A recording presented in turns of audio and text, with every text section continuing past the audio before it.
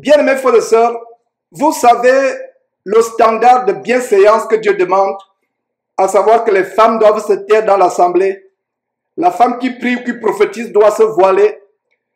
Et c'est un commandement de Dieu. Et vous savez aussi comment j'ai souvent l'affliction au cœur de savoir que il y a des sœurs qui se trouvent seules, peut-être qui n'ont pas de mari, qui puissent partager leur témoignage ou qui aimeraient partager leur témoignage. C'est pour cela que je vous encourage à nous écrire, soit par WhatsApp, soit, je préfère que vous écrivez même directement par mon numéro de téléphone afin que votre message ne soit pas égaré sur WhatsApp. Je vous encourage, sœurs, vous n'êtes pas moindre. Vous n'êtes pas moindre, ne pensez pas que ces commandements c'est pour rabaisser les sœurs en Christ. Je ne tolérerai jamais, il y a une chose, pour ceux qui me connaissent, il y a une chose que je ne tolérerai jamais, vraiment, qu'un frère manque de respect à une femme, en commençant par sa propre épouse. Je ne le tolérerai jamais. Nous les frères et sœurs, nous devons avoir le plus grand respect par rapport à nos épouses. J'ai eu une merveilleuse mère. Vous m'avez toujours entendu rendre témoignage de ma mère. C'est moi qui lui ai enseigné la parole de Dieu plus tard dans sa vie, dans ses vieux jours, mais ma maman m'a enseigné la parole de Dieu d'une autre manière, pas son comportement. Donc je rends un grand témoignage de ma mère qui s'est endormie dans le Seigneur, j'en suis persuadé. Elle m'enseignait et elle nous aimait beaucoup, donc ayant une relation merveilleuse avec ma mère, ayant eu par la grâce de Dieu une épouse vraiment qui est une bénédiction pour moi, je ne peux pas tolérer qu'un frère manque de respect à son épouse ou traumatise son épouse ou méprise son épouse.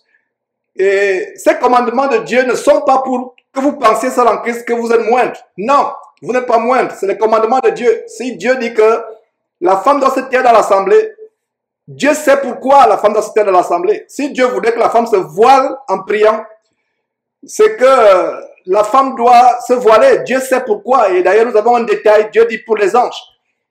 Et pour ceux qui minimisent les femmes, pour ceux qui pensent que les femmes sont moins que rien, je vous annonce une nouvelle qui va vous fortifier. Et j'ai toujours enseigné. La Bible dit que l'homme est le chef de la femme sur la base de 1 Corinthiens chapitre 11 verset 3. L'homme est le chef de la femme. Je prends une allusion par rapport au corps humain. Le chef, c'est la tête. Regardez la tête, le chef. Mais vous savez qu'est-ce qui supporte la tête? C'est le cou. Voilà. La femme est tellement importante. Et regardez par exemple, je vais tourner ma tête à gauche. Je la tourne à droite. Le cou détermine là où la tête va se tourner. Vous voyez, je tourne. Donc avant même que ma tête se tourne à droite, ce sont les muscles du cou. C'est le cou qui supporte la tête. Coupez le cou. La tête n'existe plus. La tête, il n'y a plus de tête, n'est-ce pas? Donc, ceux-là qui soyez fortifiés par ces quelques paroles de sagesse, vous n'êtes pas moindre. Si Dieu demande à ce que vous vous taisez dans les assemblées, c'est un commandement de Dieu et ça va nous amener en droite ligne dans la parabole des 5 vierges sages et les 5 vierges folles. Et pourquoi je vous amène à cette parenthèse que j'ouvre sur la femme? C'est parce que j'ai reçu le témoignage d'une sœur, la sœur Lydie Mendemo, que je vais lire. Les sœurs en Christ ne peuvent pas prendre la parole en assemblée, mais elles peuvent m'écrire. Et c'est un témoignage qui m'a échappé. Elle a écrit le 23 septembre. Donc Lydie, si tu es là, toutes mes excuses. Ça m'a échappé. Je voulais partager cela dimanche passé, mais ton témoignage m'a échappé. Donc toutes mes excuses, bien-aimée Lydie. Je vais partager ton témoignage dans quelques instants. Donc, celle en Christ, vous n'êtes pas les moindres. Vous êtes importantes. Ne vous minimisez pas, ne pensez pas que vous êtes moindre, ne pensez pas qu'on vous rabaisse.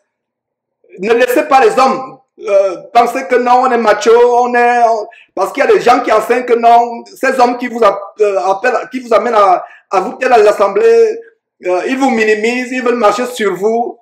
Et beaucoup de prédicateurs n'aiment pas l'apôtre Paul. On n'aime pas l'apôtre Paul. On dit, il y a les femmes rebelles qui me disent, Georges, c'est pas l'apôtre Paul qui est mort pour moi. C'est Jésus qui est mort pour moi. Donc laisse-moi suivre Jésus-Christ. Ne me laisse... Et ils ne comprennent pas que vraiment, si tu te rebelles à l'apôtre, au parole de l'apôtre Paul, qui est inspiré par qui? Par Dieu, au travers du Saint-Esprit. Donc soyez encouragés. Donc voilà comment, Lydie, nous commençons la réunion par ton témoignage. Ouais, nous devons élever les sœurs parmi nous. Sœurs, vous êtes importantes. Peut-être qu'une sœur avait besoin d'entendre cette parole de consolation, d'exhortation. Vous êtes tellement importantes. Nous qui sommes mariés, si l'époux fait quelque chose qui n'est pas... Moi, je dis souvent confort. Je sais que tu comprends très bien cette parole qui dit que tu dois être soumise à ton mari, mais je t'en supplie. Je suis ton frère en Christ. D'abord, avant d'être ton mari. Si tu vois que je m'égare, fais-le-moi savoir. Peut-être que je peux être aveuglé, c'est pour ça qu'il faut écouter les conseils. J'ai commencé cet enseignement en disant, frère, ne méprisez pas vos femmes.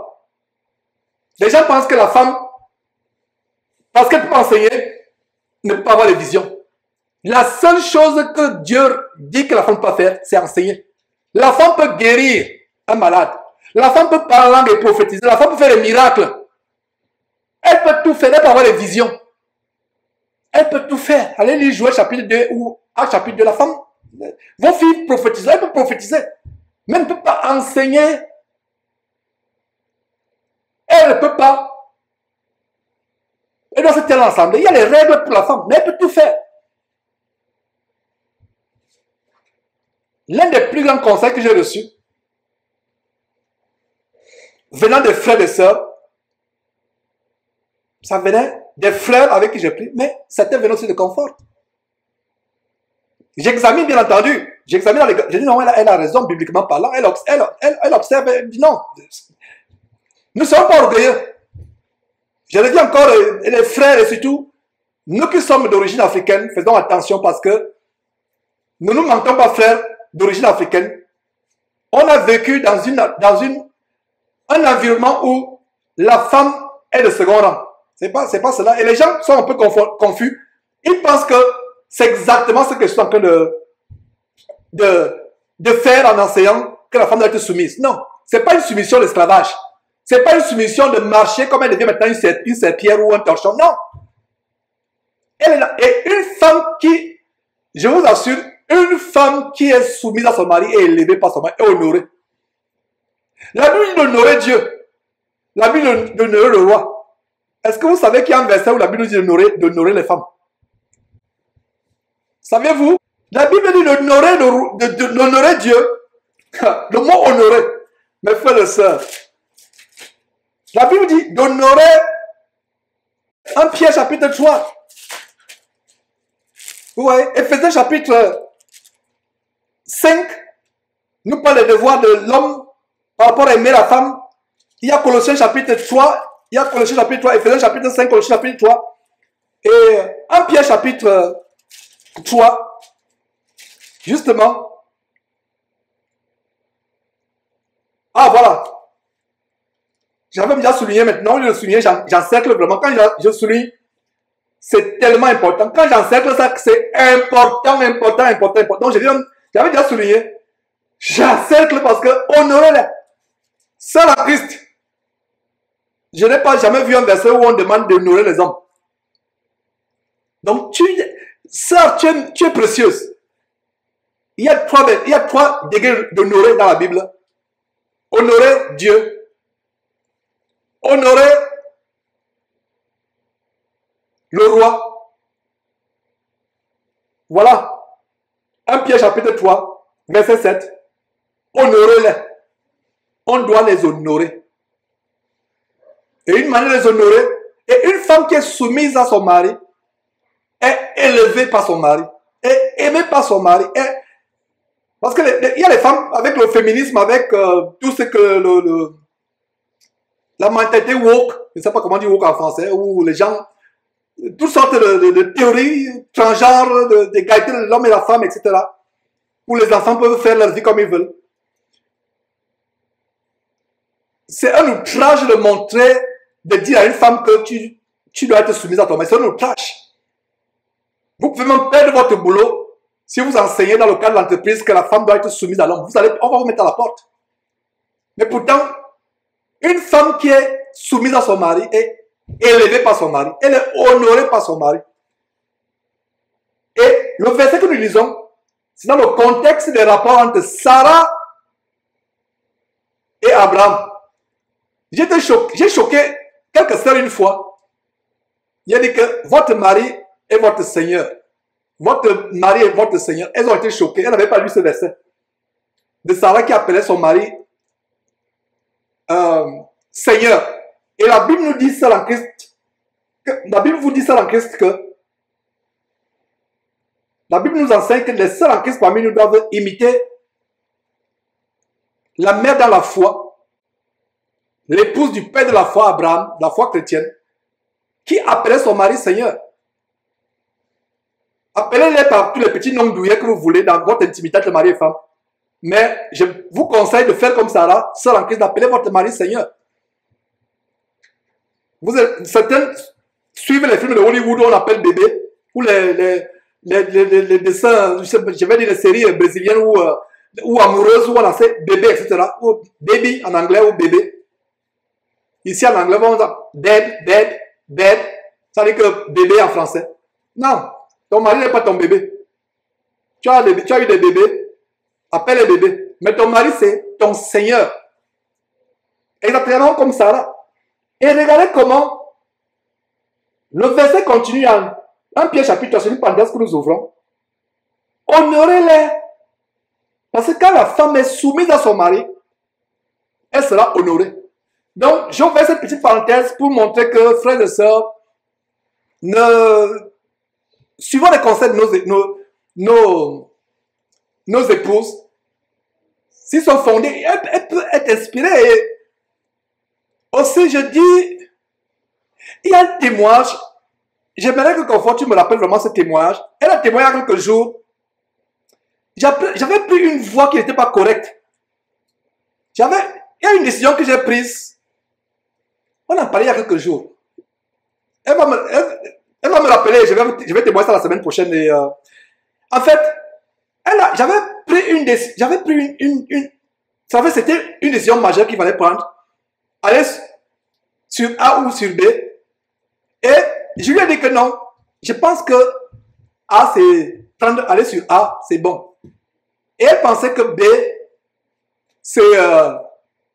c'était bien. Je lui ai dit non, je pense que A, c'est bon. Allons plutôt sur A. Mais elle pensait sur B. Je prends tout simplement des exemples. Et des années plus tard, je suis revenu, j'ai dit qu'effectivement, c'est B. Tu avais raison. Et elle, entre-temps, elle priait. Elle priait. Que vraiment, s'il a tort, ramène-le pour aller à B. Voilà ce qui se passe. Il y a beaucoup d'exemples comme cela. Et vous, sœurs, si vous pensez que vous avez raison, par exemple, par rapport à une décision importante pour la famille, soit des projets, soit des enfants, etc. Si le mari s'offusque, sœur, il n'y a pas de problème. Va dans la prière. Va dans la chambre sans qu'il sache. Mets-toi à genoux. Dis, mon Dieu, le Seigneur, mon époux que tu as mis à côté de moi, je pense qu'il est en train de s'égarer. Je pense que A, c'est pas bon. Lui va aller chez A, mais B, c'est bon. Montre-lui la voie. Dieu va t'exaucer, ma soeur. Ne cherche pas querelle. Ne commence pas à t'enflammer que non, je t'ai dit, non. Non, reste tranquille. C'est ton chef. Va dans la prière. Il faut qu'elle me rappelle. On en parle de ça, je ne sais pas. Il y a tellement de choses qui passent dans la vie. Il faut que je vous partage ce témoignage tellement grand. Et des mois, des années, waouh! Enfin, j'ai dit oui, effectivement. C'est la voie B qui est bonne. Tu avais raison. C'est la voie B. Il a fallu que Dieu, et Dieu peut te montrer ça après quelques semaines, après des mois, ça peut pas des années. En espérant qu'il ne sera pas tard ou trop tard. Ouais. Donc, pour éviter les querelles, les mésententes, les problèmes de communication dans la maison, et c'est pour ça que vous voyez, il y a des couples chrétiens qui se chamaillent encore. Non, je t'ai dit ça. Non, ça ne doit pas exister entre nous. Nous devons être dans la douceur, dans la patience. Vous avez des projets à faire en tant que couple. Si vous pensez que la femme est en train de s'égarer, priez pour que Dieu lui ouvre les yeux pour qu'elle comprenne. Et surtout, vous, sœurs en Christ qui devaient être soumises devant, selon Dieu à vos maris. Le mari est le chef. Il a le droit de veto. Il est le chef. Mais avant qu'il n'exerce le droit de veto, si vous sentez qu'il est en train de s'égarer, sœur, allez dans la prière. Priez tous les jours, matin, midi, soir.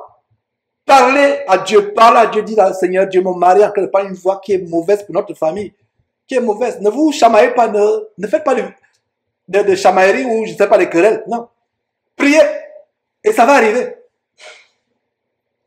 Voilà ce qui arrive quand un couple vraiment a la crainte de Dieu. Satan peut passer par l'un pour égarer. L'autre veille et c'est vice versa. Ça ne va pas arriver que c'est la femme qui pense que non, cette voix-là n'est pas. Vous priez ensemble. Vous priez ensemble. Voilà les conseils aussi que nous donnons.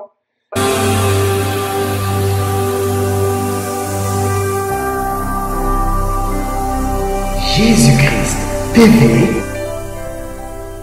vous connaîtrez la vérité et la vérité vous affranchira.